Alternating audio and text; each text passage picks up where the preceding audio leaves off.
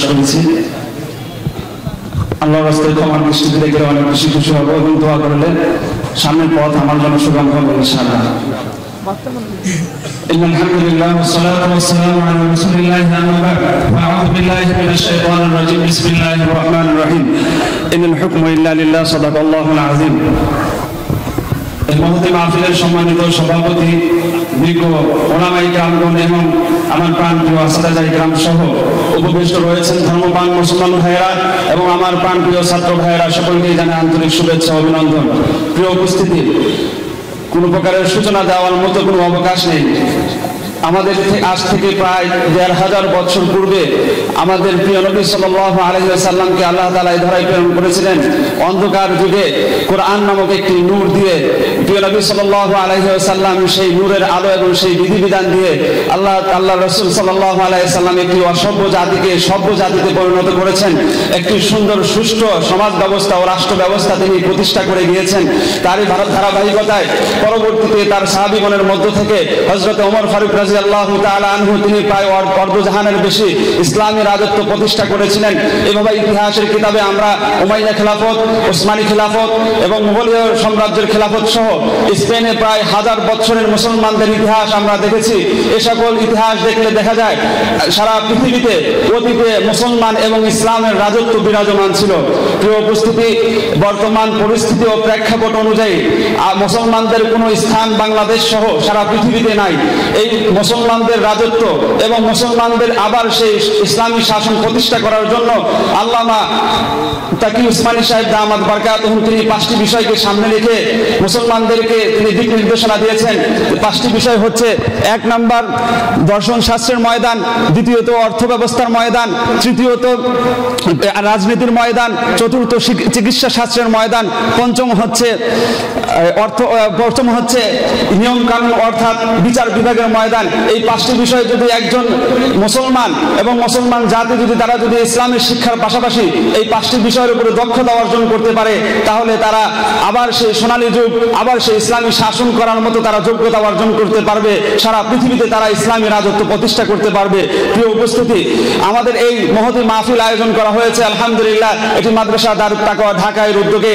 যেই মাদ্রাসা দারুল উলুম দেওবন্দের আদলে এবং বর্তমান প্রেক্ষাপট অনুযায়ী ইসলামী রাজত্ব প্রতিষ্ঠা করা এবং ইসলামকে প্রতিষ্ঠা করার জন্য যেই 5টি বিষয় খুব বেশি জরুরি, এই 5টি বিষয়কে একদম পরিপূর্ণভাবে সামনে রেখে একজন ছাত্রকে কিভাবে দক্ষ আলেমের পাশাপাশি কিভাবে একজন ডাক্তার বানানো যায়, একজন ছাত্রকে কিভাবে একজন দক্ষ আলেমের পাশাপাশি একজন চিকিৎসক বানানো যায়, একজন রাজনীতিবিদ বানানো যায়, একজন রাষ্ট্রনায়ক বানানো যায়, একজন সুসাহিত্যিক বানানো যায়, এ সকল চিন্তা ও লক্ষ্য উদ্দেশ্যকে সামনে রেখেই রাহবারে মিল্লাত আল্লামা নূর হোসেন কাসেমী রাহিমাহুল্লাহ এবং মুফতি মকবুল হোসেন কাসেমী দামাত বারকাতুহুমের সুযোগ্য ছাত্র মুফাক্কির মিল্লাত বর্তমান জাতির গবেষক মুফতি রুহুল আমিন নোমানী হাফিজাহুল্লাহ 2013-তে এই মাদ্রাসা দারুত তাকওয়া নামে এই মাদ্রাসা প্রতিষ্ঠা করেছেন। প্রিয় উপস্থিতি, লম্বা কথা বলার সময় নেই। আল্লাহ সুবহানাহু ওয়া তাআলা যুগের চাহিদা ভেদে হককে পাঠিয়েছেন পৃথিবীর মধ্যে।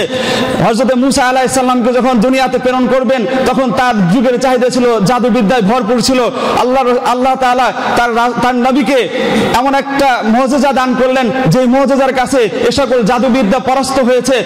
ঈসা আলাইহিস সালামকে আল্লাহ তাআলা যখন প্রেরণ করবেন তখন তার যুগের চাহিদা ছিল, চিকিৎসা শাস্ত্রের খুব বেশি প্রসার ছিল।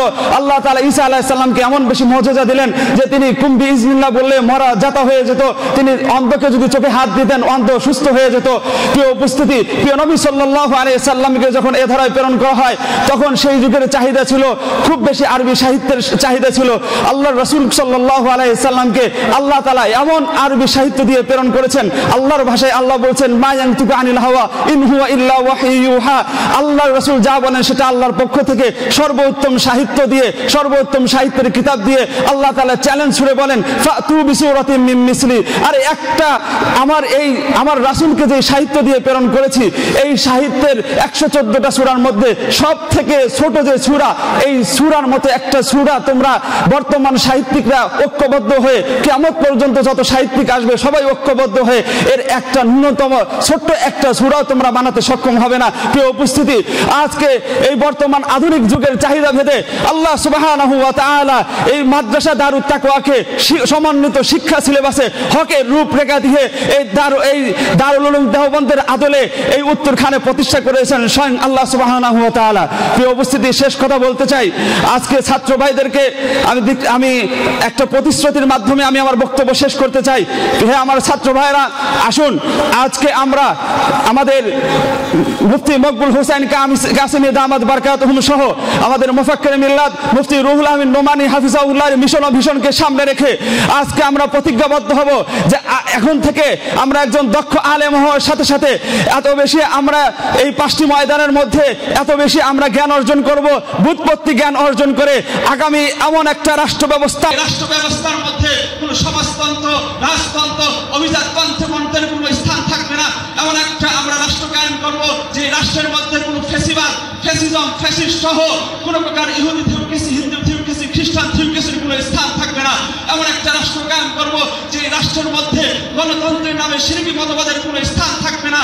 এমন একটা রাষ্ট্র কায়েম করব যে রাষ্ট্রের মূলনীতি, যে রাষ্ট্রের সংবিধান হবে আল কোরআন, যে রাষ্ট্রের মূলনীতি হবে ইনিল হুকমু ইল্লা লিল্লাহ, আল্লাহর জমিনে আল্লাহর বিধান। এমন রাষ্ট্রের সংবিধান এবং মূলনীতি কায়েম করার জন্য কারা কারা প্রস্তুত আছেন? দুই হাত তুলে আল্লাহকে দেখান। আল্লাহ সুবহানাহু ওয়া তাআলা আমাকে আমার এই মাদ্রাসা দারুত তাকওয়া ঢাকা এবং তার কর্তৃপক্ষ সহ আসাদায়ে ইকরাম এবং যারা রয়েছেন মাদ্রাসার হিতাকাঙ্ক্ষী শুভাকাঙ্ক্ষী, আল্লাহ সকলকে কবুল করুন। সারা বিশ্বে ইসলাম ও মুসলমানের বিজয় কামনা করে আমি আমার জন্য দোয়া আছে এখানে শেষ করছি। ওয়া আখিরু দাওয়ানা আলহামদুলিল্লাহি রাব্বিল আলামিন।